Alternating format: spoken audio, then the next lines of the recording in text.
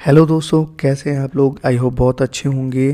तो आज एक और सेशन मैं लेके आया हूं जहां पर हम ये जानेंगे कि थर्मल पावर प्लांट से बिजली कैसे उत्पादन की जाती है। जैसा कि आप जानते हो कि यार जितने भी आपके घरों वगैरह में चाहे फ़ैन हो, ट्यूबलाइट्स हों, फ्रिज हो, एसी हो, वॉशिंग मशीन हो, जितनी भी चीज़ें हैं, जितने भी इलेक्ट्रिकल अप्लायंसेज हैं, इनको ऑपरेट करने के लिए हमें इलेक्ट्रिसिटी की ज़रूरत होती है। तो आज हम जानेंगे कि ये इलेक्ट्रिसिटी कैसे जनरेट की जाती है, ये बिजली कैसे बनती है। तो बहुत सारे पावर प्लांट्स का इस्तेमाल करते हैं, जैसे न्यूक्लियर है, हाइड्रो है, सोलर पावर प्लांट्स हैं, थर्मल पावर प्लांट्स हैं। तो आज हम डिस्कस करने वाले हैं कि थर्मल पावर प्लांट से स्पेशली हम बिजली का उत्पादन कैसे करते हैं। तो चलिए शुरू करते हैं एक छोटा सा introduction related to the thermal power plant. India में अगर सबसे पहला थर्मल पावर प्लांट के बारे में देखा जाए तो फर्स्ट थर्मल पावर प्लांट जिसका नाम था Hussain Sagar thermal power plant. Hussain Sagar thermal power plant, this is the first thermal power plant of India, जो कि 1920 में इस्टेब्लिश किया गया था। प्रेजेंट टाइम में अगर करेंटली आपसे पूछा जाए कि सबसे लार्जेस्ट थर्मल पावर प्लांट कौन सा है, तो विंध्याचल थर्मल पावर प्लांट, जिसकी कैपेसिटी 4760 मेगावाट की है, जो कि सिंगरौली मध्य प्रदेश में लोकेटेड है। तो largest thermal power plant of India is Vindhyachal thermal power plant, 4760 megawatt का, located in Singrauli Madhya Pradesh. First thermal power plant India का Hussain Sagar thermal power plant किस ईयर में इस्टेब्लिश किया गया? 1920 में। थर्मल पावर प्लांट्स अगर आपसे पूछा जाए कि किस साइकिल पे वर्क करता है, तो बेटा it works on the principle of Rankine cycle, जिसमें हम स्टीम को रीहीट करते हैं और उसको सुपर हीटेड स्टीम तक लेके जाते हैं। मतलब इतने हाई टेम्परेचर पे लेके जाते हैं, लगभग 540 डिग्री सेंटीग्रेड, जहाँ पर उस स्टीम की मदद से हम टरबाइन को घुमाते हैं और ये टरबाइन जनरेटर को घुमाएगी जहाँ पर इलेक्ट्रिसिटी जनरेट होती है। तो थर्मल पावर प्लांट किस प्रिंसिपल पे वर्क करेगा? रैंकाइन साइकिल पे वर्क करेगा, जिसमें हम स्टीम को रीहीट करते हैं up to super heated steam, और ये टेम्परेचर कितना होगा? 540 डिग्री सेंटीग्रेड। और किस साइकिल पे वर्क करेगा? It works on the principle of Rankine cycle. It converts heat of coal into electricity. मतलब थर्मल पावर प्लांट में ही हम जो कोल की हीट एनर्जी है उसको कन्वर्ट करते हैं इलेक्ट्रिकल एनर्जी में। तो अगर इसके प्रोसेस के बारे में हम बात करें तो इसका प्रोसेस बहुत सिंपल सा है, लेकिन ओवरऑल अगर देखें तो इसका लेआउट काफ़ी कॉम्प्लेक्स हो जाता है। प्रोसेस में नॉर्मली अगर देखा जाए तो कोल है, कोल को हम बर्न करते हैं, कोल को हम बर्न करते हैं बॉयलर फर्नेस के अंदर, जहाँ पर हम कोल की केमिकल एनर्जी को कन्वर्ट कर देते हैं हीट एनर्जी में। अब इसी हीट का इस्तेमाल हम नॉर्मली वाटर को हीट करने के लिए करते हैं। तो बॉयलर के अंदर वाटर हीट होगी जो कि स्टीम में कन्वर्ट हो जाती है। अब आपको सिंपली पता है कि यार जब पानी को आप गर्म करोगे तो ये पानी किस में कन्वर्ट हो जाएगा? भाप में कन्वर्ट हो जाएगा या स्टीम में कन्वर्ट हो जाती है। तो हम किस तरह से इसका भाप में कन्वर्जन कर रहे हैं? जो भी कोल की हीट एनर्जी है उस हीट एनर्जी का इस्तेमाल करके बॉयलर के अंदर हम वाटर को स्टीम में कन्वर्ट करते हैं। तो बॉयलर का काम केवल और केवल वाटर को स्टीम में कन्वर्ट करना होता है। अब जो भी स्टीम आपकी जनरेट हो रही है, इस स्टीम को हम टरबाइन में लेके जाते हैं, जहाँ पर टरबाइन के ब्लेड घूमने लगते हैं।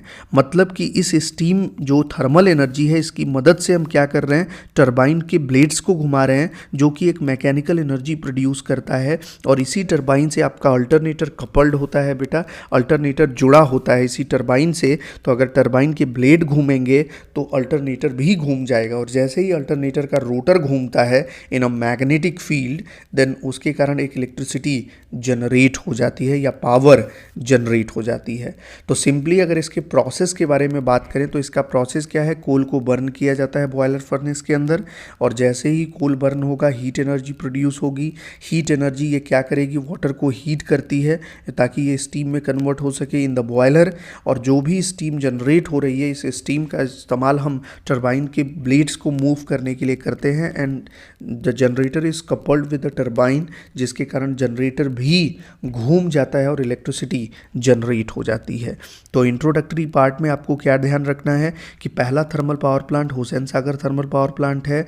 दूसरा सबसे लार्जेस्ट थर्मल पावर प्लांट अगर देखें तो आंसर है विंध्याचल थर्मल पावर प्लांट, जो सिंगरौली में लोकेटेड है, एमपी मध्य प्रदेश। प्रदेश 4760 मेगावाट का थर्मल पावर प्लांट किस साइकिल पे वर्क करेगा? रैंकाइन साइकिल पे वर्क करेगा, जिसमें स्टीम को हम रीहीट करते हैं up to super heated steam of 540 degree centigrade, और ये हमेशा हीट एनर्जी को, कोल की हीट एनर्जी को कन्वर्ट करता है इलेक्ट्रिकल एनर्जी में। क्लियर है? चलिए अब हम बात करते हैं, थोड़ा सा एक ओवरव्यू देख लेते हैं। ओवरव्यू अगर देखा जाए तो नॉर्मली जो इंडिया में लोड की डिमांड है इलेक्ट्रिसिटी की, वो उसकी टोटल इंस्टॉल्ड कैपेसिटी अगर देखा जाए तो 4,16,059 मेगावाट है। मतलब अगर हम प्रेजेंट इंस्टॉल्ड कैपेसिटी देखें तो प्रेजेंट इंस्टॉल्ड कैपेसिटी कितनी है? 4,16,059 मेगावाट। तो यहाँ पे भी एक क्वेश्चन बेटा बन सकता है कि इंडिया की जो प्रेजेंट इंस्टॉल्ड कैपेसिटी है वो कितनी है? 4,16,059 megawatt. Even examination point of view से भी आप ना देखो तो एक जनरल अवेयरनेस के थ्रू भी आप इसको देखोगे तो प्रेजेंट में जो डिमांड है इंडिया की वो 4,16,059 मेगावाट की डिमांड है। 31 मार्च 2023 तक का डेटा मैं आपको बता रहा हूँ, जिसमें से आप कुछ इलेक्ट्रिसिटी जनरेट करते हैं न्यूक्लियर से, कुछ हाइड्रो से, कुछ अदर रिन्यूएबल एनर्जी रिसोर्सेज हैं, जैसे आपके सोलर पावर प्लांट्स हैं, विंड पावर प्लांट्स हैं, बाकी बायोगैस है, बायोमास है, और बाकी सारी एनर्जी आप थर्मल पावर प्लांट से प्रोड्यूस करते हो। तो जैसा कि आप यहाँ पे देख पा रहे हो यार कि 4,16,059 मेगावाट में 2,37,269 मेगावाट की इलेक्ट्रिसिटी हम किससे जनरेट कर पाते हैं? केवल और केवल थर्मल पावर प्लांट से। मतलब कि जो थर्मल पावर प्लांट का कंट्रीब्यूशन है वो लगभग 57% है of the total installed capacity. मतलब पूरी इंस्टॉल्ड कैपेसिटी का 57% इलेक्ट्रिसिटी आप केवल थर्मल पावर प्लांट से ही प्रोड्यूस करते हैं। तो इंडिया में जो मोस्टली इलेक्ट्रिसिटी प्रोड्यूस होती है वो थर्मल पावर प्लांट से प्रोड्यूस होती है, जहाँ पर नॉर्मली स्टीम का ही हम इस्तेमाल करते हैं। और ये स्टीम हम प्रोड्यूस कैसे करते हैं? या तो कोल से, या तो गैस से, या डीजल से। बट मोस्टली अगर देखा जाए तो ये कोल द्वारा ही प्रोड्यूस होती है। तो इंडिया में सबसे ज़्यादा अगर हम थर्मल पावर प्लांट की बात करें तो वो सारे के सारे कोल फायर्ड स्टेशंस हैं या थर्मल पावर प्लांट हैं। न्यूक्लियर का कंट्रीब्यूशन देखें तो 6,780 मेगावाट, हाइड्रो का contribution 46,850, other renewable energy resources के contribution 1,25,160 megawatt. Renewable energy clean energy होती है बेटा, और मोस्टली अगर देखा जाए तो इनमें पॉल्यूशन नहीं होता है। तो अब अगर देखा जाए प्रेजेंट टाइम में तो हम हमेशा चाहते हैं कि ज़्यादा से ज़्यादा पावर का जनरेशन हम रिन्यूएबल एनर्जी सोर्सेज के साथ प्रोड्यूस करें। लेकिन धीरे धीरे हम शिफ्ट कर रहे हैं रिन्यूएबल एनर्जी रिसोर्सेज की तरफ ताकि हम पॉल्यूशन को कम कर सकें। बट अभी भी हम सबसे ज़्यादा मेजॉरिटी ऑफ पावर जो है ऑफ आवर इंस्टॉल्ड कैपेसिटी हम थर्मल पावर प्लांट से ही प्रोड्यूस करते हैं, और वो लगभग 57% है। तो ये भी क्वेश्चन आपके एग्जामिनेशन में पूछा गया है कि थर्मल पावर प्लांट का कंट्रीब्यूशन कितना है? 57% है। और इन थर्मल पावर प्लांट में आप देखो 2,37,269 मेगावाट में 2,11,855 मेगावाट का जो पावर है वो आप केवल और केवल कोल से प्रोड्यूस कर रहे हैं।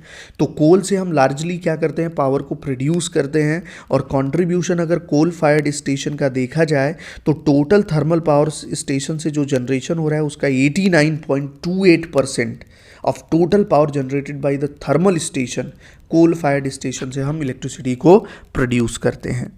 तो थर्मल पावर प्लांट का कंट्रीब्यूशन टोटल इंस्टॉल्ड कैपेसिटी का 57% है, जिसमें हम maximum power coal fired station से ही प्रोड्यूस करते हैं, जो लगभग 89.28% है of total power generated by the thermal station. Clear है? तो ये चीज़ आपको ध्यान में रखनी है। तो चलिए आते हैं, लेआउट देखेंगे किसी भी थर्मल पावर प्लांट का कैसा होगा। तो बेटा ये लेआउट बहुत कॉम्प्लेक्स लेआउट है। आप इसको देख के डर सकते हैं कि यार ये किस तरह से समझ में आएगा हमें, बट मैं क्या करूँगा कि हम इसको कई पार्ट्स में समझेंगे। हमने इसको कुछ पार्ट्स में डिवाइड कर दिया है। जैसे अगर देखा जाए तो नॉर्मली हमें स्टीम जनरेट करने के लिए वाटर को क्या करना है? हीट करना है।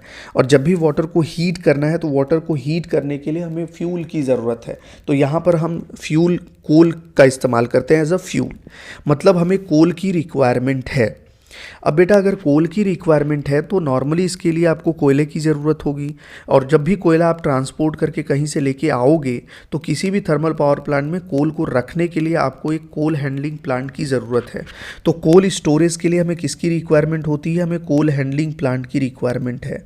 तो यहाँ पर अगर देखा जाए तो ये जो पोर्शन है, ये पोर्शन आपका कोल हैंडलिंग प्लांट का है, जहाँ पर आप कोल का स्टोरेज करते हैं।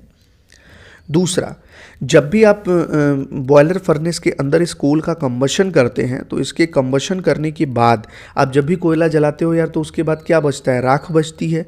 तो इस जो भी बॉयलर फर्नेस में राख है, उस राख को भी आपको निकालना होगा प्रॉपर, और उस राख को निकाल के इस एस की हैंडलिंग भी करनी होती है।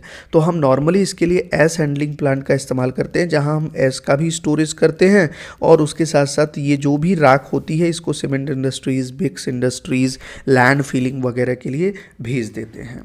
तो यहाँ पर राख वगैरह को हैंडल करने के लिए एश हैंडलिंग प्लांट है, कोल को हैंडल करने के लिए कोल हैंडलिंग प्लांट है। तो दो प्लांट आपको पता चल गए, एश हैंडलिंग प्लांट और कोल हैंडलिंग प्लांट, जिसको हम CHP भी बोलते हैं।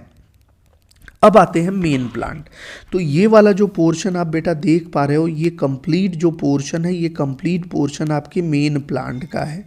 ये जो कंप्लीट पोर्शन है, ये कंप्लीट पोर्शन आपके मेन प्लांट का है। यहाँ पर अगर देखा जाए तो ये कंप्लीट पोर्शन किसका है? मेन प्लांट का। इसको हम बोलते हैं main plant. Normally main plant में आपका बॉयलर होता है, जहाँ पर बॉयलर फर्नेस के अंदर हम कोल का कंबशन करते हैं। कोल के कंबशन के लिए अगर देखा जाए तो ऑक्सीजन की ज़रूरत होती है, ताकि हम इस कोल का परफेक्ट कंबशन कर सकें। तो ऑक्सीजन हम फोर्स ड्राफ्ट फैन की मदद से उस बॉयलर फर्नेस के अंदर ऑक्सीजन सप्लाई करते हैं। जब भी आप ऑक्सीजन सप्लाई करोगे तो यहाँ पर आप देखो, ऑक्सीजन सप्लाई करने के लिए आपने किसका इस्तेमाल किया है? फोर्स ड्राफ्ट फर्नेस का इस्तेमाल किया है, फैन का, not furnace. Force draft fan क्या करेगा? बाहर के एटमॉस्फेरिक एयर को शक करेगा और ये बॉयलर फर्नेस के अंदर भेजेगा through the air pre heater, जहाँ पर एयर प्री हीटर की मदद से जो भी आपके मॉइस्चर कंटेंट एयर हैं, एयर प्री हीटर इस मॉइस्चर को एब्जॉर्ब कर लेगा और ड्राई एयर भेजेगा या हॉट एयर भेजेगा इन द बॉयलर फर्नेस।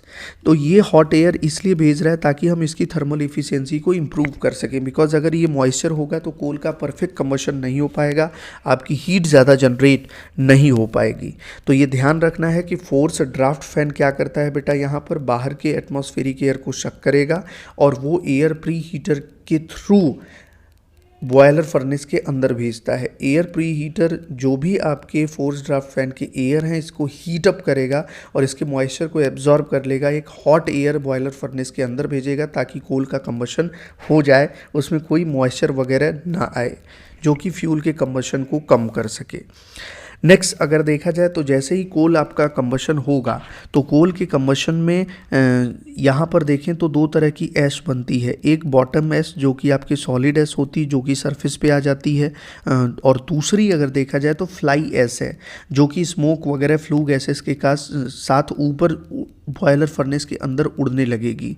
तो इस फ्लाई ऐश वगैरह को हमें क्या करना है, इस फ्लू गैसेस की हीट को हम क्या करते हैं, एब्जॉर्ब कर लेते हैं with the help of economiser. तो यहाँ देख सकते हो आप, इकोनोमाइज़र की मदद से जो भी आपके फ्लू गैसेस हैं, इन फ्लू गैसेस, ये जो भी फ्लू गैसेस हैं, इन फ्लू गैसेस की हीट को इकोनोमाइज़र क्या कर लेता है, एब्जॉर्ब कर लेता है। एंड इस हीट का इस्तेमाल हम फर्दर क्या करते हैं, वाटर को हीट करने के लिए करते हैं, ताकि हम इसकी थर्मल एफिशिएंसी को बढ़ा सके।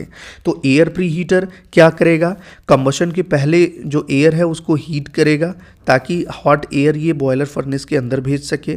इकोनोमाइज़र का काम क्या है कि जो भी फ्लू गैसेस वगैरह हैं उनकी हीट को एब्जॉर्ब कर लेगा, अदरवाइज ये हीट वेस्ट चली जाएंगी। सुपर हीटर का बेटा यहाँ पर काम क्या है, सुपर हीटर नॉर्मली जो भी स्टीम आपकी सैचुरेटेड स्टीम या जिसको हम वेट स्टीम बोलते हैं, इस स्टीम को सुपर हीटेड स्टीम या ड्राई स्टीम में कन्वर्ट करता है। तो सुपर हीटर एक ऐसा डिवाइस है जो कि सैचुरेटेड स्टीम को या वेट स्टीम को ड्राई स्टीम या सुपर हीटेड स्टीम में कन्वर्ट करता है। अब जैसे ही बेटा ये ध्यान रखना कि ये सुपर हीटेड स्टीम आ रही है, तो यहाँ से एक बार फिर से मैं इसका लेआउट अच्छे से समझा रहा हूँ कि कोल की रिक्वायरमेंट है एज अ फ्यूल, तो यहाँ कोल हैंडलिंग प्लांट है। देन उसके बाद यहाँ पर हम कोल को क्या करते हैं, यहीं पे एक पल्वराइज प्लांट होता है जहाँ पे हम कोल को क्रश कर देते हैं और पाउडर फॉर्म में कन्वर्ट कर देते हैं ताकि इसका कंबशन ज़्यादा से ज़्यादा हो सके। जो भी ऐश वगैरह इसके कोल के कंबशन के बाद बचती है तो उस ऐश को हैंडल करने के लिए ऐश हैंडलिंग प्लांट का इस्तेमाल करते हैं। अब हम क्या करते हैं, इस पल्वराइज कोल मिल के पास लेके जाते हैं, जहाँ प्राइमरी एयर की मदद से इस बॉयलर फर्नेस के अंदर कोल का कंबशन करते हैं। इसके लिए हमें ऑक्सीजन की ज़रूरत होती है। ये ऑक्सीजन सप्लाई हम करेंगे फोर्स ड्राफ्ट फैन के बाद हम एयर प्री हीटर का इस्तेमाल करते हैं, ताकि जो भी ऑक्सीजन आए अब वो ड्राई ऑक्सीजन या हॉट एयर इस बॉयलर फर्नेस के अंदर आए, ताकि इसकी थर्मल एफिशिएंसी बढ़ जाए। बॉयलर फर्नेस के अंदर हीट जनरेट होगी और ये वाटर ट्यूब बॉयलर होते हैं, मतलब कि यहाँ पर अगर देखा जाए तो इस ट्यूब के अंदर जो है वाटर रहता है और उसके चारों तरफ फ्लू गैसेस होती हैं जो इसको हीट अप करता है बेटा। और जैसे ही इसको हीट अप करेगा, स्टीम जो है वो कन्वर्ट हो जाएगी आपके सैचुरेटेड स्टीम में, और ये सैचुरेटेड स्टीम में जैसे ही आएगी सैचुरेटेड स्टीम, यहाँ से सैचुरेटेड स्टीम आएगी जहाँ पर हम सुपर हीटर का इस्तेमाल करके इसको ड्राई स्टीम में कन्वर्ट कर देंगे, और ये ड्राई स्टीम या सुपर हीटेड स्टीम को हम टरबाइन में भेज देते हैं, और यहाँ पर ये टरबाइन ब्लेड्स ऑपरेट कर जाता है and it is coupled with a generator या ऑल्टरनेटर। और नॉर्मली यहाँ पे कौन से जनरेटर का इस्तेमाल करते हैं, टर्बो जनरेटर का इस्तेमाल करते हैं, जो लगभग 3000 आरपीएम पे घूमता है। तो यहाँ पर ये टर्बो जनरेटर घूम जाएगा, और एक्साइटेशन अगर प्रेजेंट है तो बेटा आप जानते हो कि जब भी जनरेटर रोटेट करेगा तो इलेक्ट्रिसिटी को जनरेट कर देता है, जिसको हम ट्रांसफार्मर की मदद से स्टेप अप करते हैं और देन स्विच यार्ड की तरफ ट्रांसमिट कर देते हैं। तो ये कंप्लीट आप देख सकते हो कि आपका इस लेआउट है किसी भी थर्मल पावर प्लांट का। अब थोड़ा सा एक चीज़ समझिए कि जो फ्लू गैसेस वगैरह हैं, इन फ्लू गैसेस में आपके फ्लाई ऐश भी हैं, तो डायरेक्टली आप इसको चिमनी के थ्रू बाहर इंजेक्ट नहीं कर सकते हो, बिकॉज डायरेक्टली अगर बाहर इंजेक्ट कर दोगे तो बहुत ज़्यादा पॉल्यूशन हो जाएगा और सांस लेने में बहुत तकलीफ होने लगेगी। और इतने स्मॉल पार्टिकल्स होते हैं बेटा, इतने फाइन पार्टिकुलेट मैटर्स होते हैं जो कि आपके सांस के माध्यम से नाक के द्वारा आपके फेफड़े वगैरह पे आ जाते हैं और वहाँ चिपक जाते हैं, जिसके कारण आप देखेंगे कि वहाँ पर बहुत ज़्यादा दिक्कतें होने लगेंगी, सांस की बीमारियाँ होने लगती हैं। तो हम हमेशा चाहेंगे कि इस पॉल्यूशन को रोकने के लिए जो भी फ्लाई ऐश के बहुत ही स्मॉल पार्टिकुलेट मैटर्स हैं, इनको हम क्या करें, इन पार्टिकुलेट मैटर को हम फिल्टर कर लें और देन उसके बाद हम इस एयर को एटमॉस्फेयर में इंजेक्ट करें through the help of chimney और स्टैक। तो हम क्या करते हैं यहाँ पर कि जो भी फ्लू गैसेस हैं, जो भी फ्लाई ऐश हैं, इन फ्लाई ऐसेस को हम इंड्यूस्ड ड्राफ्ट फैन की मदद से खींचते हैं या शक करते हैं। तो जैसे ही बॉयलर फर्नेस के अंदर से जो भी फ्लाई ऐश फ्लू गैसेस हैं, इनको हम शक करेंगे तो ये फ्लाई ऐश के साथ साथ फ्लू गैसेस आती हैं। इन फ्लाई ऐश को हमें क्या करना है, फ़िल्टर करना है। इनको फ़िल्टर करने के लिए हम नॉर्मली इलेक्ट्रोस्टैटिक प्रेसिपिटेटर का इस्तेमाल करते हैं। तो यहीं पर अगर देखा जाए तो एक इलेक्ट्रोस्टैटिक प्रेसिपिटेटर यूज़ करते हैं जो कि नेगेटिवली चार्ज होता है और डस्ट पार्टिकल को अट्रैक्ट कर लेगा और बाकी क्लीन एयर या फ्लू गैसेस को बाहर चिमनी के थ्रू हम एटमॉस्फेयर में इंजेक्ट कर देते हैं।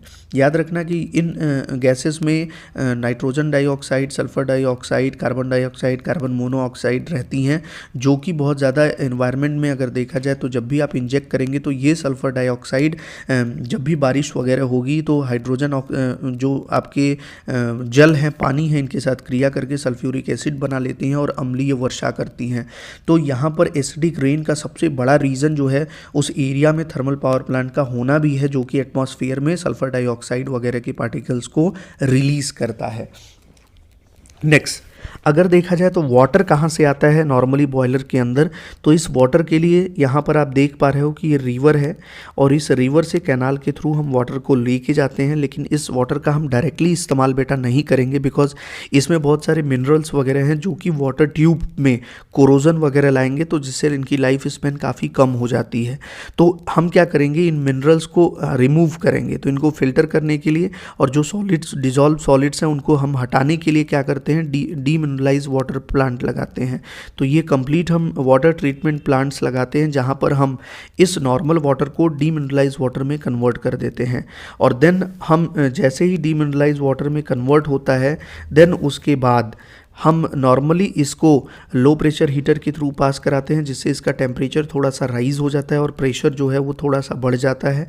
और जैसे ही ये लो प्रेशर हीटर के थ्रू पास होगी तो टेम्परेचर राइज के कारण इसमें बबल्स वगैरह आने लगेंगे, जिसके कारण इसका स्मूथ फ्लो नहीं होने पाएगा। तो इसके स्मूथ फ्लो होने के लिए हम एयर प्री हीटर का डीएरेटर का इस्तेमाल करते हैं। डीएरेटर क्या करता है कि जो भी बबल्स प्रोड्यूस हो रहे हैं उस बबल्स को रिमूव कर लेगा और इसका स्मूथ फ्लो करेगा आपके वाटर पाइप्स में। और जैसे ही स्मूथ स्मूथ फ्लो आता है देन उसको हम पास करते हैं हाई प्रेशर हीटर और फीड वाटर पंप के थ्रू। और जैसे ही फीड वाटर पंप या जिसको हम बॉयलर फीड पंप कहते हैं तो बीएफपी के थ्रू पास करेंगे तो ये बॉयलर में आपके वाटर को भर देगा वाटर ट्यूब में। Is that clear? ये कंप्लीट आपको स्ट्रक्चर समझ में आया। आफ्टर मैकेनिकल वर्क डन जो भी स्टीम आएगी अब ये एग्जॉस्ट स्टीम हो जाएगी, इसका टेम्परेचर और प्रेशर काफ़ी कम हो जाएगा। देन इसको फर्दर यूज़ करने के लिए हम इसको कंडेंसर के थ्रू पास करेंगे जो कि इस स्टीम को वाटर में कंडेंस कर देगा। या हम इसको कूलिंग टावर की भी मदद से क्या कर सकते हैं, इस जो लो टेम्परेचर और प्रेशर की एग्जॉस्ट स्टीम है इसको वाटर में कंडेंस कर देते हैं और देन उसके बाद इसको अगेन सर्कुलेटिंग वाटर पंप की मदद से वापस सर्कुलेट कर देते हैं। तो यहाँ पर आपको एक ह्यूज मास ऑफ वाटर की रिक्वायरमेंट भी रहती है। तो ये कंप्लीट बेटा लेआउट आ गया जिसको आप समझ डिफरेंट प्लांट्स। तो डिफरेंट प्लांट्स लेआउट अगर एक बार समझ में आ चुका है तो आप ये देख सकते हैं कि कौन कौन से डिफरेंट प्लांट्स हैं यहाँ पर। तो बेटा डिफरेंट प्लांट्स में कोल हैंडलिंग प्लांट है, वाटर डीएम वाटर के लिए आपको वाटर ट्रीटमेंट प्लांट है, कोल को पाउडर फॉर्म में कन्वर्ट करने के लिए ताकि उसका परफेक्ट कंबशन हो सके हम पल्वराइज प्लांट का इस्तेमाल करते हैं जहाँ पे कोल की क्रशिंग करते हैं और उसको पाउडर फॉर्म में कन्वर्ट करते हैं। मेन प्लांट में आपके बॉयलर हैं, टरबाइन है, जनरेटर है जहाँ पर हम स्टीम में कन्वर्ट करते हैं और इस स्टीम को टरबाइन की मदद से मैकेनिकल एनर्जी में, देन मैकेनिकल को अल्टरनेटर की मदद से इलेक्ट्रिकल एनर्जी में कन्वर्ट करते हैं। जो भी एग्जॉस्ट स्टीम है उसको वाटर में कंडेंस करने के लिए हम कूलिंग टावर का इस्तेमाल करते हैं। एंड फाइनली जो जनरेटेड पावर है उसको ट्रांसमिट करने के लिए टू द लोड सेंटर हम स्विच यार्ड का इस्तेमाल करते हैं जहां पर हम इलेक्ट्रिकल पावर को ट्रांसमिट कर देंगे। Is that clear? तो ये कंप्लीट डिफरेंट प्लांट्स हैं आपके नॉर्मली जो कि थर्मल पावर प्लांट में यूज़ होते हैं। तो इनको वन बाय वन पढ़ेंगे ताकि चीज़ें आपको बड़ी आसानी से समझ में आए। तो चलिए यहाँ पर देखते हैं सबसे पहले कोल हैंडलिंग प्लांट। बेटा नॉर्मली अगर देखा जाए कोल हैंडलिंग प्लांट तो कोल हैंडलिंग प्लांट तो सबसे ज़्यादा अगर कोल की रिक्वायरमेंट होगी, फॉर एग्जांपल अगर हम बात करें कि हमारा 20,000, इसको हम ले लेते हैं यार दूसरे कलर से, अगर हम बात करें कि हमारा जो थर्मल पावर प्लांट है वो लगभग 2000 मेगावाट का है। तो 2000 मेगावाट के थर्मल पावर प्लांट के लिए लगभग अगर देखा जाए तो 20,000 टन कोल की ज़रूरत होती है पर डे। 20,000 टन कोल की ज़रूरत होती है पर डे। ध्यान रखना है 2000 मेगावाट के पावर प्लांट के लिए 20,000 टन कोल की पर डे रिक्वायरमेंट होती है। टन कोल की रिक्वायरमेंट हमें पर डे होती है अगर 24 घंटे ये ऑपरेट करे। और उसके साथ साथ कोल हैंडलिंग प्लांट में हम कोल का स्टोरेज करते हैं। क्या करते हैं बेटा? कोल का स्टोरेज करते हैं और ये स्टोरेज लगभग 40 दिनों के लिए रिजर्व रहता है। बिकॉज अगर इमरजेंसी कोई ज़रूरत पड़ गई या कोई इमरजेंसी हो गई तो वहाँ पर 40 दिन का कोल हमें वहाँ पर रखना ही रखना पड़ता है। तो 20,000 टन पर डे की रिक्वायरमेंट है और उसमें 40 दिन के लिए अगर देखा जाए तो लगभग 8 लाख टन कोयला आपको रखना ही पड़ेगा स्टोरेज के लिए किसी भी 2000 मेगावाट के पावर स्टेशंस के लिए।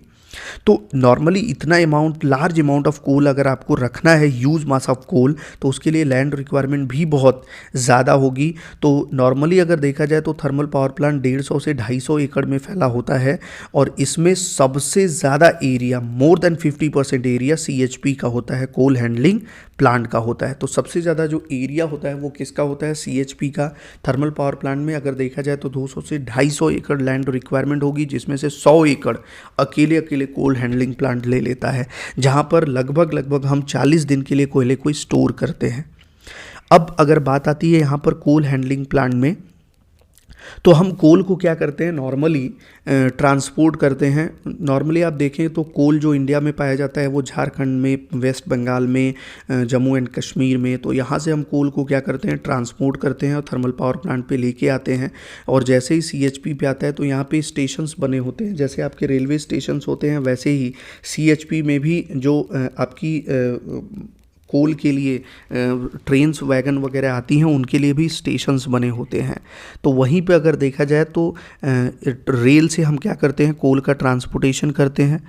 तो यहाँ पे आप देख सकते हैं, जैसा कि आप देख पा रहे हो कि ट्रेन से ये आपके ट्रैक हॉपर हैं, इसको हम क्या बोलते हैं? This is called as track hopper.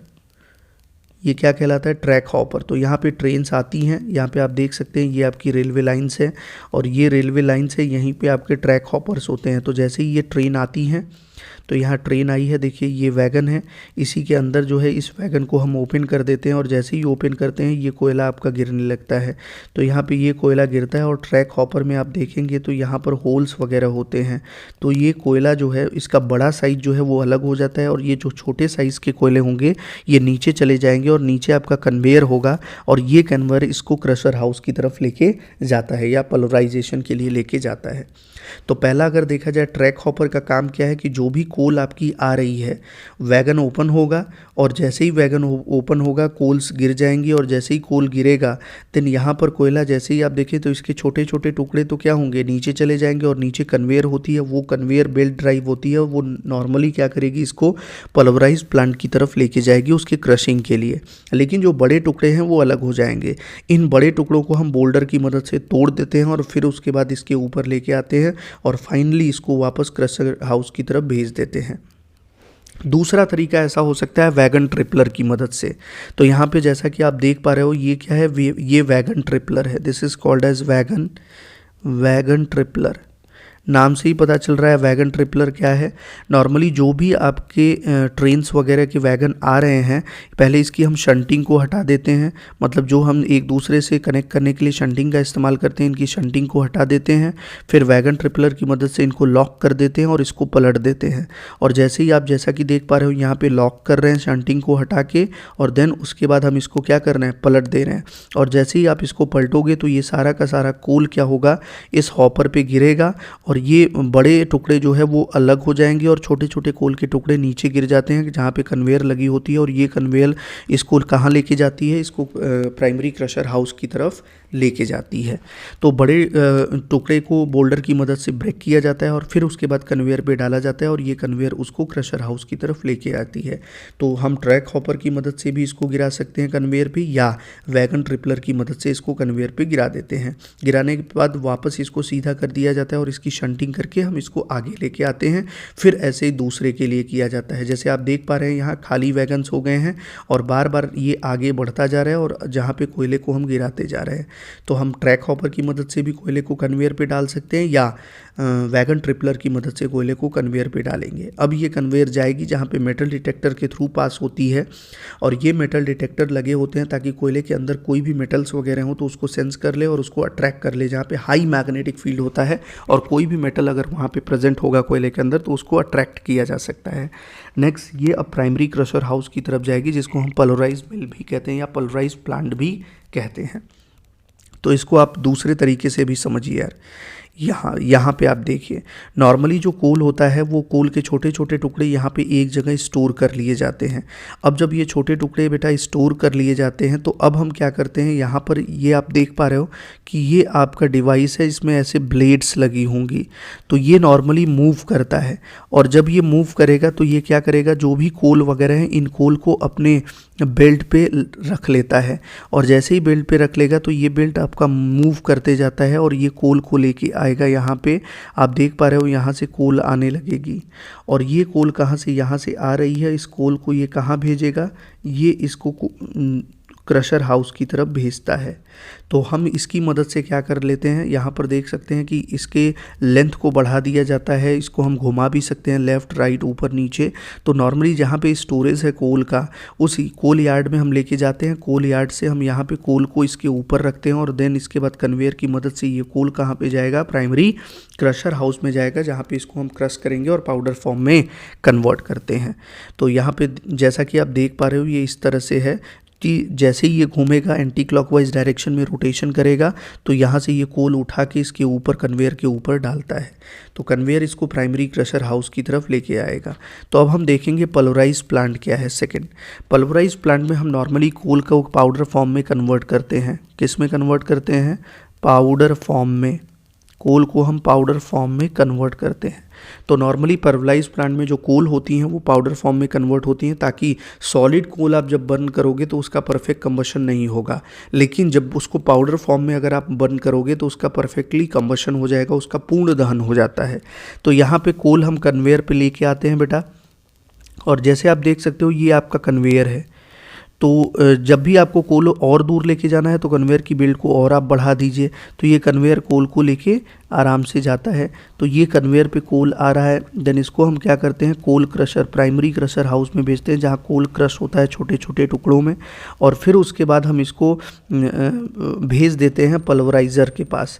और जैसे ही कोल पल्वराइज़र के पास जाएगा तो यहाँ पे देखिए ये प्राइमरी क्रशर हाउस से जो कोल आ रहा है इसको हमने कहाँ भेज दिया, कोल पल्वराइज़र के पास। तो ये आपकी क्रशर हाउस है,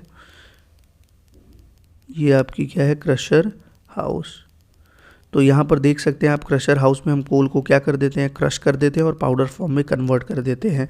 देन जैसे ही कोल पाउडर फॉर्म में कन्वर्ट होगी तो इसको फाइनली हम कहाँ पे भेज देते हैं, बॉयलर फर्नेस के पास भेज देते हैं। और इसी बॉयलर फर्नेस के पास आपकी पल्वराइज्ड मिल होती है जहाँ पर हम पल्वराइज कोर का इस्तेमाल करते हैं, कोल का इस्तेमाल करते हैं। तो चलिए नेक्स्ट अब आते हैं यहाँ पर कोल। कोल बेसिकली अगर देखा जाए तो कोयला 4 तरह का होता है बेटा। इसमें सबसे जो बेस्ट फॉर्म है वो है एंथ्रेसाइड, दूसरा बिटुमिनस है, तीसरा लिग्नाइट है और चौथा पीट है। तो सबसे जो बेस्ट फॉर्म है, जैसा कि आप देख सकते हो यहाँ पे ये काफ़ी चमकीला होता है। तो काफ़ी चमकीला होने के नाते आप कार्बन कंटेंट देखा जाए तो इसमें बहुत ज़्यादा है और लगभग 85 से 95% कार्बन परसेंटेज आपकी एंथ्रेसाइट में होता है। तो एंथ्रेसाइट है, बिटुमिनस है, पीट है, लिग्नाइट है, ये आपके कोल के टाइप्स होते हैं। तो अगर आपसे पूछा जाए कि कोल के कितने टाइप हैं तो आप बोलोगे 4 टाइप हैं, एंथ्रेसाइट, बिटुमिनस, लिग्नाइट, पीट।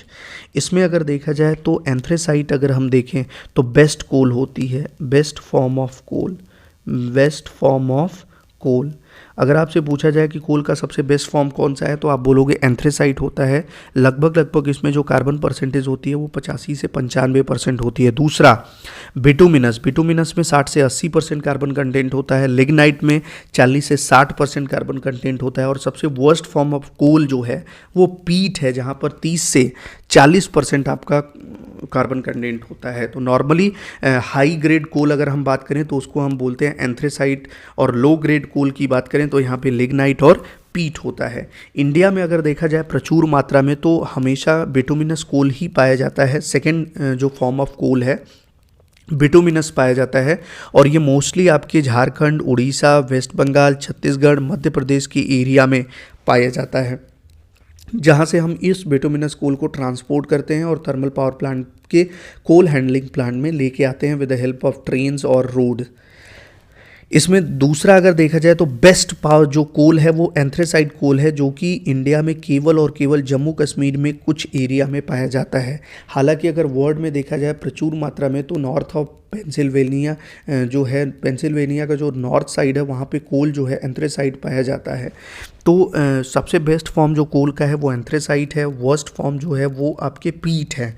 एंथ्रेसाइट नॉर्मली इंडिया में केवल जम्मू कश्मीर में पाया जाता है। बिटुमिनस कोल जो है वो सेकेंड फॉर्म ऑफ कोल है, जो कि काफ़ी अच्छा है, 60 से 80% उसमें कार्बन कंटेंट होता है। तो ये एंथ्रेसाइट और बिटुमिनस हो गया। बिटुमिनस इंडिया में सबसे ज़्यादा पाया जाता है। तो कोल के टाइप भी हमने आपको बता दिए, एंथ्रेसाइट है, बिटुमिनस है, लिग्नाइट और पीट है, और इनके कार्बन जो कंटेंट है वो भी एग्जामिनेशन में पूछा जाता है। तो ऑलमोस्ट अगर देखा जाए कि बिटुमिनस आप यूज़ कर रहे हो बेटा तो इसमें 60 से 80% जो है वो कार्बन कंटेंट है।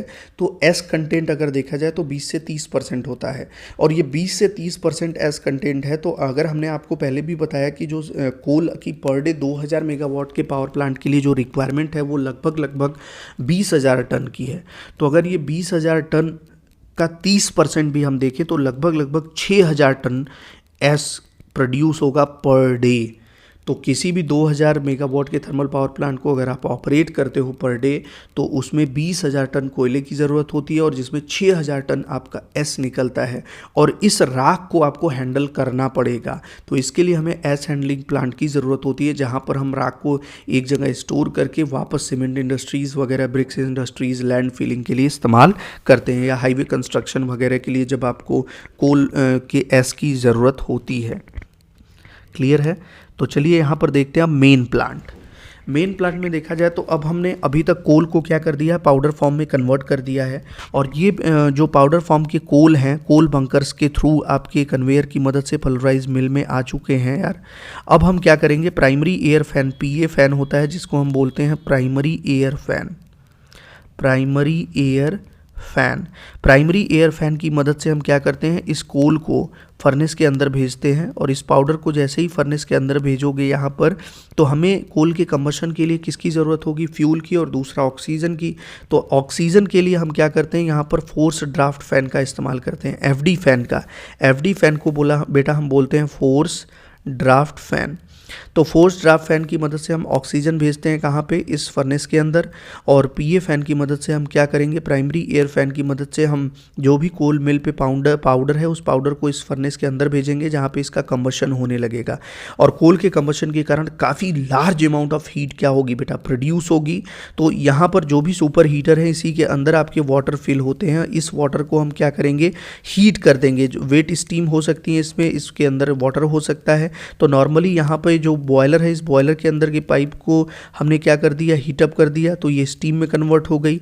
और ये स्टीम या वेट स्टीम इस सुपर हीटर के थ्रू पास होगी, तो इसको हम ड्राई स्टीम या सुपर हीटेड स्टीम के में कन्वर्ट कर देते हैं। और ये फाइनली सुपर हीटेड स्टीम को हम कहाँ भेज देते हैं, टरबाइन में भेज देते हैं।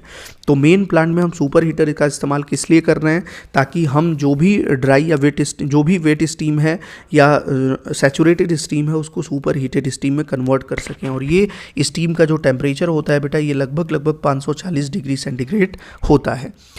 मैकेनिकल फिर इसको हम हाई प्रेशर टरबाइन में भेज देते हैं एंड देन वापस इस लो प्रेशर जो टेम्परेचर स्टीम है इसको अगेन रीहीट करके हम इंटरमीडिएट प्रेशर टरबाइन या लो प्रेशर टरबाइन में इसको भेज देते हैं। यहाँ इकोनोमाइज़र है ताकि जो भी फ्लू गैसेस के कारण हीट है उसको एब्जॉर्ब कर ले, ताकि जो हीट वेस्ट ना होने पाए और प्लांट की थर्मल एफिशिएंसी को बढ़ा सके। हमने एयर प्री हीटर का इस्तेमाल किया है। यहाँ पर आप जैसा कि देख पा रहे हो, ये आपका एयर प्री हीटर है। बेसिकली जो भी फोर्स ड्राफ्ट फैन के द्वारा ऑक्सीजन जा रहा है उस ऑक्सीजन को ये कंबशन के पहले क्या करेगा, हीट करेगा, ताकि हम यहाँ पर हॉट एयर भेज सकें और प्लांट की थर्मल एफिशिएंसी को इम्प्रूव कर सकें। तो जैसा कि आप देख पा रहे हो, इकोनोमाइज़र हो या सुपर हीटर हो या एयर प्री हीटर हो या फीड वाटर पम्प्स हो, इन सब का इस्तेमाल हम केवल और केवल प्लांट की थर्मल एफिशिएंसी को इम्प्रूव करने के लिए करते हैं। फिर भी ओवरऑल अगर देखा जाए तो इस थर्मल पावर प्लांट की जो एफिशिएंसी होती है वो केवल 35 से 40% ही होती है।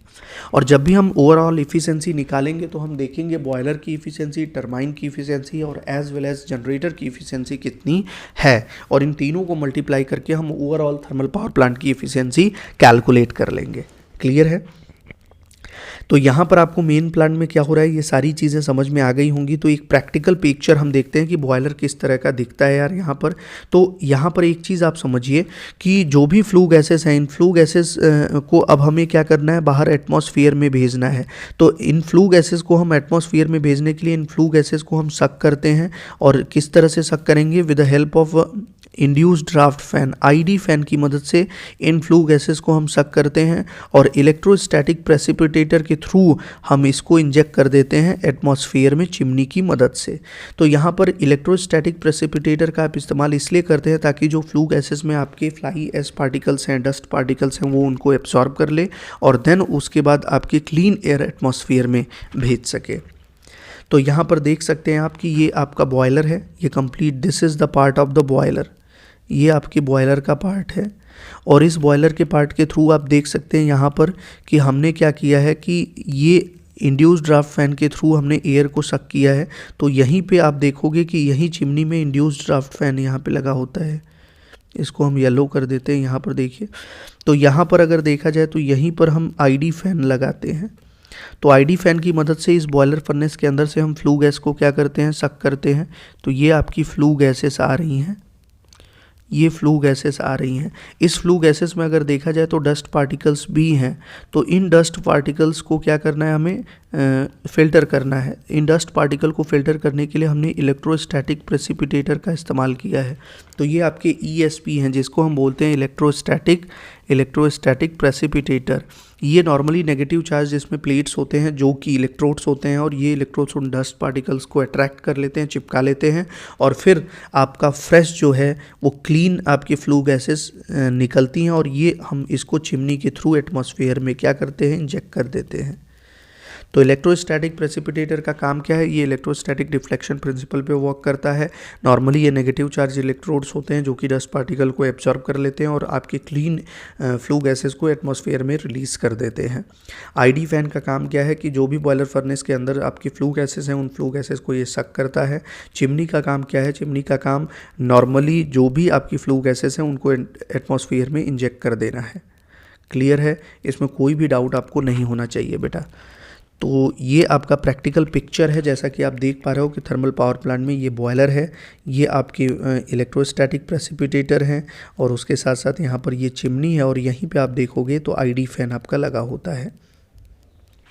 तो इलेक्ट्रोस्टैटिक प्रेसिपिटेटर में आप देख सकते हो कि ये हम डस्टी एयर को, मतलब जिसमें डस्ट वगैरह होते हैं फ्लू गैसेस के अंदर, हम उस एयर को भेजते हैं। यहाँ पर आप देख सकते हैं कि ये आपके इलेक्ट्रोड्स वगैरह होते हैं और इनको हम discharge electrode, high voltage discharge electrode कहते हैं।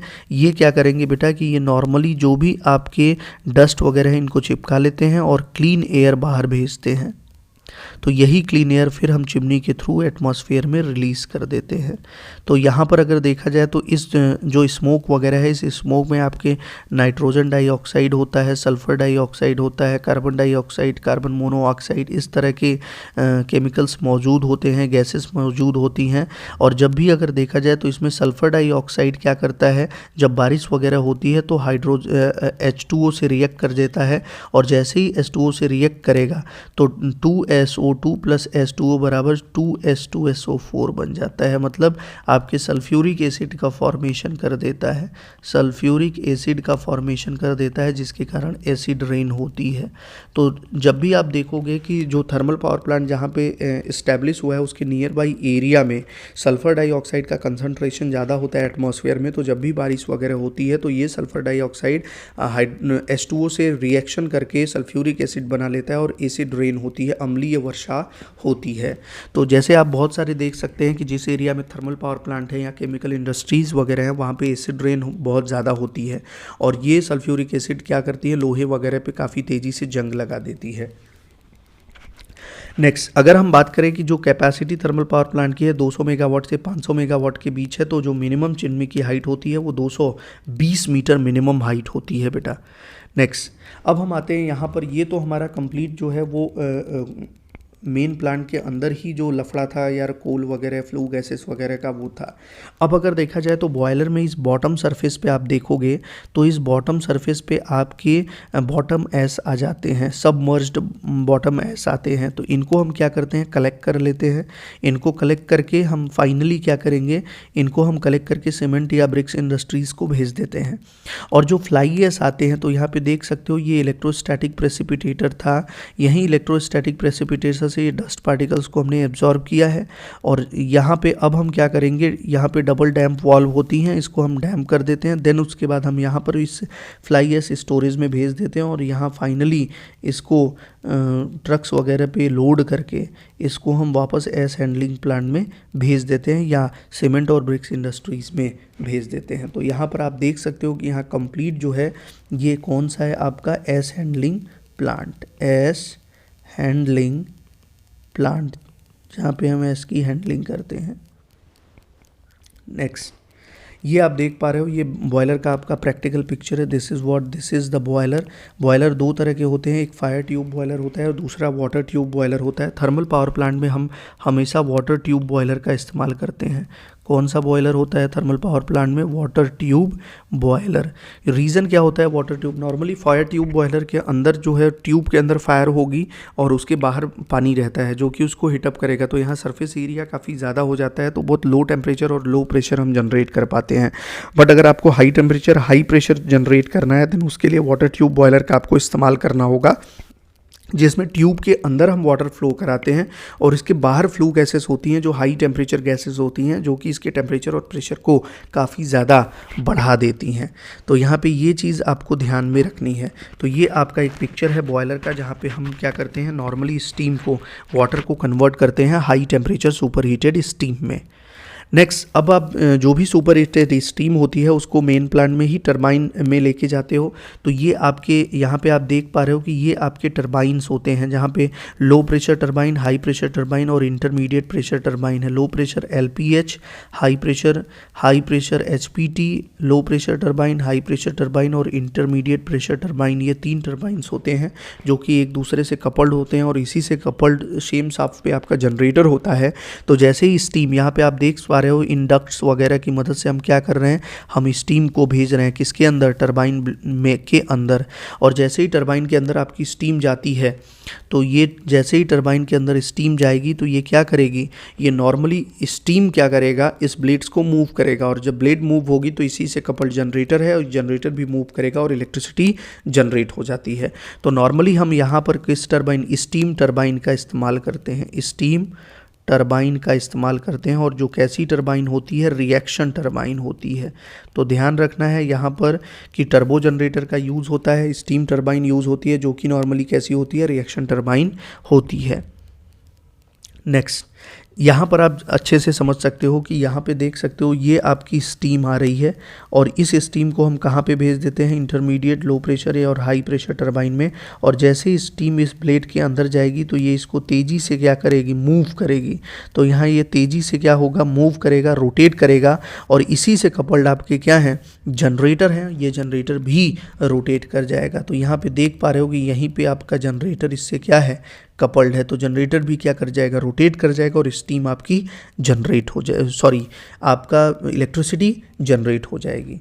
तो यहाँ पे देख पा रहे हो यार, ये थोड़ा सा खुला हुआ है, इसको समझ में आना चाहिए ये आपका लेआउट कि यहाँ पर नोजल की मदद से हम क्या करते हैं, उस स्टीम की काइनेटिक एनर्जी, नोजल किस लिए यूज़ होता है, ताकि हम स्टीम की काइनेटिक एनर्जी को बढ़ा सकें और तेज़ी से ये हाई काइनेटिक एनर्जी का स्टीम जैसे ही इस टरबाइन ब्लेड पे ग्लाइड करता है, टकराता नहीं है, इस पर ग्लाइड करेगा और जैसे ही ग्लाइड करता है बेटा ये घूम जाती है। और ये अगर घूमेगी तो इसका मतलब स्टीम एनर्जी को किस में कन्वर्ट कर दी, मैकेनिकल एनर्जी में, और देन उसके बाद ये mechanical energy with the help of generator electrical energy में कन्वर्ट हो जाती है। क्लियर है? तो आई थिंक ये कंप्लीट आपको इलेक्ट्रिसिटी कैसे जनरेट हो रही है ये चीज़ें आपको पता चल गई। अब यहाँ पर अगर देखा जाए तो जो भी एग्जॉस्ट स्टीम आ रही है उसको कंडेंसर की मदद से हम उसको हॉट वाटर में कन्वर्ट कर देते हैं, या जो भी आपके अभी भी वेटेड स्टीम है इसको हम किसके थ्रू पास करा देते हैं यार, ये हॉट वाटर हम लेके जाते हैं किसके अंदर, कूलिंग टावर के अंदर लेके जाते हैं और इसी कूलिंग टावर के ऊपर हम नोजल के थ्रू वाटर जो है भेजते हैं। और जैसे ही वाटर भेजेंगे तो ये वाटर अब क्या हो जाएगा, काफ़ी कोल्ड हो जाएगा। तो नॉर्मली ये वाटर अब कोल्ड हो जाता है, देन फर्दर इस वाटर को हम क्या करेंगे, यूज़ कर लेंगे for the generation of electricity. Clear है? तो यहाँ पर ये आपका कूलिंग टावर है, it is acting as a natural draft, इसको हम नेचुरल ड्राफ्ट भी बोल सकते हैं। और ये कूलिंग टावर जैसा कि आप यहाँ पे देख पा रहे हो कि ये कंप्लीट आपके क्या है, कूलिंग टावर्स हैं। इसी के अंदर आप देखोगे तो वाटर डिस्ट्रीब्यूशन नोजल लगे होते हैं जो तेज़ी से क्या करते हैं, एक तरह से ये ड्रिप क्या करेंगे, उस हॉट वाटर के ऊपर पड़ेंगे तो वाटर क्या हो जाएगी, कोल्ड वाटर में कन्वर्ट हो जाएगी। देन उसके बाद हम फाइनली इसका यूज़ करने लगते हैं। तो जब हम हॉट वाटर को कोल्ड वाटर में कन्वर्ट कर रहे हैं तो ये आप देख सकते हैं कि इससे भाप ये आपकी निकल रही है। तो ये क्या है, कूलिंग टावर है। नेक्स्ट, यहाँ पर जो भी अब आप इलेक्ट्रिसिटी जनरेट करते हो उस एक बस डक्ट होता है, नॉर्मली उस बस डक्ट की मदद से हम क्या करते हैं, ट्रांसफार्मर के पास लेके आते हैं। ये आपके जनरेटिंग ट्रांसफार्मर्स होते हैं जिसको हम GT से रिप्रेजेंट करते हैं। और ये जनरेटिंग ट्रांसफार्मर स्टेप अप कर देते हैं इस इलेक्ट्रिसिटी को। और स्विच यार्ड, ये आपका स्विच यार्ड है, तो स्विच यार्ड की मदद से हम क्या करते हैं, इलेक्ट्रिसिटी का ट्रांसमिशन कर देते हैं। यहाँ पर आप देख पा रहे हो कि स्विच यार्ड में अलग अलग तरह के प्रोटेक्टिव इक्विपमेंट्स लगे होते हैं, जहाँ पर ये आपके कैपेसिटर, ये आपके लाइटनिंग अरेस्टर्स हैं, ये आपके क्या है, लाइटनिंग अरेस्टर्स हैं, क्योंकि स्विच यार्ड में अगर कोई लाइटनिंग सर्जेस वगैरह ऑकर होते हैं तो उनके प्रोटेक्शन के लिए हम ट्रांसफार्मर के दोनों साइड लाइटनिंग अरेस्टर का इस्तेमाल करते हैं। ये आपका वेव ट्रैप कहलाता है, WT वेव ट्रैप कहलाता है। वेव ट्रैप का इस्तेमाल हम नॉर्मली कैरियर करंट प्रोटेक्शन के लिए, PLCC के लिए और स्काडा के लिए इस्तेमाल करते हैं। Wave trap is use for the carrier current communication और protection, power line carrier communication and supervisory control and data acquisition के लिए वेव ट्रैप का इस्तेमाल होता है। ये नॉर्मली 50 हर्ट्ज़ की फ्रीक्वेंसी को ट्रैप कर देगा और बाकी सारी फ्रीक्वेंसीज़ को जो आपके हाई फ्रीक्वेंसी सिग्नल है उनको पास कर देता है। तो अब हम बात करेंगे, यहाँ पे आपका थर्मल पावर प्लांट कंप्लीट होता है, जहाँ पे आप सारी इक्विपमेंट्स के बारे में अच्छे से समझ चुके हो कि किस तरह से हम इलेक्ट्रिसिटी को जनरेट करते हैं थर्मल पावर प्लांट में। अब आपको कोई भी डाउट नहीं होगा। लेकिन फिर भी अगर देखा जाए एग्जामिनेशन पॉइंट ऑफ व्यू से, तो कुछ इक्विपमेंट्स हम यूज़ करते हैं थर्मल पावर स्टेशंस में, उन इक्विपमेंट्स के बारे में हम जानेंगे। तो यहाँ पे आप जैसा कि देख पा रहे हो, ये डीएम वाटर प्लांट है। क्या है बेटा ये? This is called as DM water plant, DM plant है। तो हम बात करें कि हम डीमिनरलाइज वाटर का इस्तेमाल क्यों करते हैं। तो जो भी आपके कैनाल के थ्रू वाटर आते हैं, उन वाटर को हम पहले वाटर का ट्रीटमेंट करते हैं, उसको डीमिनरलाइज वाटर में कन्वर्ट करते हैं। रीज़न क्या होता है कि डीमिनरलाइज वाटर के अंदर जो डिजॉल्व सॉलिड्स होते हैं वो रिमूव हो जाते हैं, जिसके कारण वाटर ट्यूब कोरोजन से बच जाता है। तो to protect water tube from the corrosion we are using DM water. तो डीमिनरलाइज वाटर का इस्तेमाल क्यों करते हैं? ताकि वाटर ट्यूब को कोरोजन से बचा सकें और लाइफ स्पैन इसकी बढ़ा सकें। अब हम क्या करते हैं, इसी जैसे ही वाटर ट्यूब डीमिनरलाइज वाटर को हम भेजते हैं, तो यहाँ पर हम नॉर्मली लो प्रेशर हीटर और हाई प्रेशर हीटर का इस्तेमाल करते हैं, ताकि हम इस वाटर के टेम्परेचर को बढ़ा सकें। और इनके टेम्परेचर को बढ़ाने के लिए हम LPH और HPH का इस्तेमाल करते हैं, लो प्रेशर हीटर और हाई प्रेशर हीटर का, जिनको हम फीड वाटर हीटर भी बोलते हैं। और ये केवल और केवल इनकी थर्मल एफिशिएंसी को बढ़ाने के लिए यूज़ किया जाता है, ताकि हम प्लांट की थर्मल एफिशिएंसी को बढ़ा सकें। लेकिन जैसे ही हम लो प्रेशर हीटर के थ्रू पास कराएंगे यार, तो यहाँ पे टेम्परेचर बढ़ेगा। टेम्परेचर बढ़ने के कारण वाटर में बबल्स वगैरह आ जाती हैं, जिसके कारण पाइप के अंदर इसका स्मूथ फ्लो नहीं होता है। और इसके स्मूथ फ्लो के लिए हम डेरेटर का यूज़ करते हैं, और ये डेरेटर उस एयर बबल्स को रिमूव कर देगा ताकि वाटर का स्मूथ फ्लो हो सके। तो deaerator is basically used to remove the air bubbles for the smooth flow of water. तो यहाँ पे जैसा कि आप देख पा रहे हो, ये आपके क्या है, feed water pump, feed water heaters हैं, फीड वाटर हीटर, एंड इसी को हम बोलते हैं डिएरेटर टैंक, डिएरेटर टैंक। तो ये आपके देख पा रहे हो आप, फीड वाटर हीटर्स हैं और डिएरेटर टैंक का कॉम्बिनेशन है। नेक्स्ट यहाँ पर हम बात करते हैं जो बॉयलर है। बॉयलर जैसा कि आप देख पा रहे हो, यहाँ पे ये वाटर ट्यूब बॉयलर है कम्प्लीटली। तो बॉयलर का बेसिकली इस्तेमाल किस लिए होता है? केवल और केवल वाटर को स्टीम में कन्वर्ट करने के लिए होता है, by transferring the heat by the burning of the coal in a furnace. मतलब जो भी कोल में कोल फर्नेस के अंदर जो भी आपकी कोल की बर्निंग हो रही है, उसके कारण हीट प्रोड्यूस हो रहा है। इस हीट का यूज़ करके वाटर को स्टीम में कन्वर्ट करने के लिए बॉयलर का इस्तेमाल करते हैं। तो the function of boiler is only to generate the steam from the water. यहाँ पर आप देख पा रहे हो कि ये आपके बॉयलर फीड पंप है। This is the highest pressure generating pump which is used in thermal power plant, और इसकी कैपेसिटी लगभग देखा जाए तो 4 मेगावाट की होती है। तो सबसे ज़्यादा एनर्जी कंज्यूम भी यही बॉयलर फीड पंप करता है, तो इसीलिए इसको हम हार्ट ऑफ प्लांट बोलते हैं। तो अगर आपसे कभी पूछा जाए कि which one of the following is a heart of thermal power plant, तो आप आंसर क्या दोगे? Boiler feed pump is a heart of thermal power plant. और ये सबसे ज़्यादा प्रेशर आपका जनरेट करने वाला पंप होता है, जो कि नॉर्मली बॉयलर को वाटर फीड करता है। तो इसका नाम बेसिकली बॉयलर फीड पंप है। तो ये पंप क्या करेगा? बॉयलर को वाटर सप्लाई करता है या फीड करता है। अब इसमें कुछ आपके एयर प्री हीटर हैं, जैसा कि यहाँ पे आप देख पा रहे हो, this is called as air pre heater, air pre heater, APH है, एयर प्री हीटर। इसका काम केवल और केवल क्या है कि जो भी कंबशन के लिए एयर जा रहा है उसको हीट करना होता है, ताकि हम इसकी थर्मल इफिशिएंसी को बढ़ा सकें।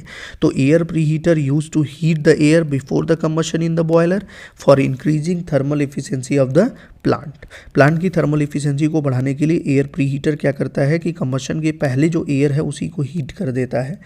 फोर्स ड्राफ्ट फैन की हम बात करें तो ये आप देख पा रहे हो, ये आपका FD फैन है बेटा।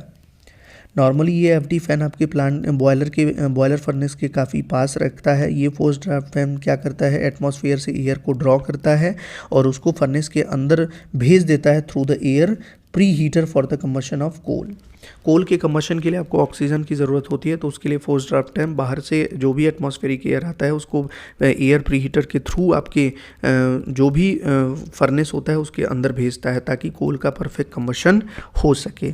इंड्यूस ड्राफ्ट फैन, तो यहाँ पे आप देख पा रहे हो, ये फैन आपके ID फैन है, ID फैन, जिसको हम बोलते हैं इंड्यूस ड्राफ्ट फैन। तो इंड्यूस ड्राफ्ट फैन का इस्तेमाल क्या है, ये नॉर्मली जो भी कंबशन चैम्बर्स होते हैं उन कंबशन चैम्बर से फ्लू गैसेस को रिमूव करती हैं by creating the vacuum of negative air pressure, और ये ब्लोअर की मदद से एयर को शक करती हैं आउट ऑफ द चैम्बर, और यही एयर या फ्लू गैसेस जो है वो चिमनी के थ्रू डिस्चार्ज किए जाते हैं।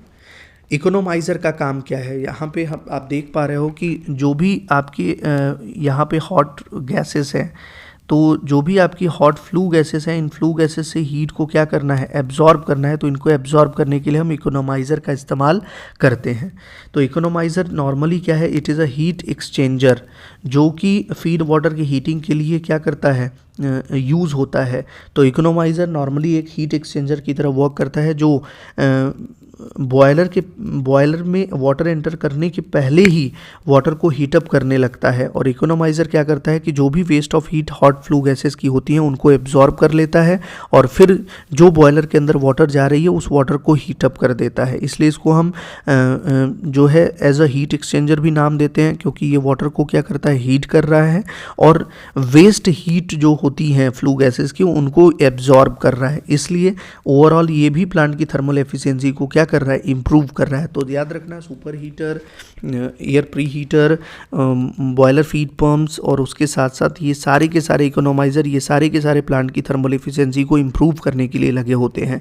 सुपर हीटर क्या है, यहाँ पे जैसा कि आप देख पा रहे हो कि जो बॉयलर होता है उस बॉयलर के अंदर ही हम सुपर हीटर का इस्तेमाल करते हैं, और ये सुपर हीटर स्टीम को क्या करता है, सुपर हीट करता है। मतलब जो भी वेटेड स्टीम या ड्राई जो भी सैचुरेटेड स्टीम है, इनके टेम्परेचर और प्रेशर को बढ़ा देता है और इनको कन्वर्ट कर देता है उस सैचुरेटेड और वेट स्टीम को किस में, सुपर हीटेड स्टीम या ड्राई स्टीम में। क्लियर है? तो ये सारी चीज़ें आपको कंप्लीट समझ में आ गई होंगी कि कौन कौन से इक्विपमेंट्स आप यूज़ कर रहे हो किसी थर्मल पावर प्लांट में। अब हम डिस्कस करेंगे advantages of thermal power plant. Thermal power plant का अगर एडवांटेज की बात करें बेटा, तो इसकी जो इनिशियल कॉस्ट होती है वो कम होती है, लेस देन द अदर, जैसे हाइड्रो पावर प्लांट्स हो गए, या उसके बाद अगर देखा जाए तो न्यूक्लियर पावर प्लांट्स हैं। तो यहाँ पर जो इनिशियल कॉस्ट होती है, कैपिटल इन्वेस्टमेंट बहुत ज़्यादा होता है, लेकिन थर्मल पावर प्लांट में ये कैपिटल इन्वेस्टमेंट कम रहता है। Thermal power plant less space की रिक्वायरमेंट यहाँ पे होती है then the hydro electric power plant. Hydro electric power plant की तुलना में यहाँ थर्मल पावर प्लांट को काफ़ी कम स्पेस की ज़रूरत होती है, because hydro electric power plant में आपको डैम का कंस्ट्रक्शन करना है, एक ह्यूज मास ऑफ वाटर को एक जगह स्टोर करना है।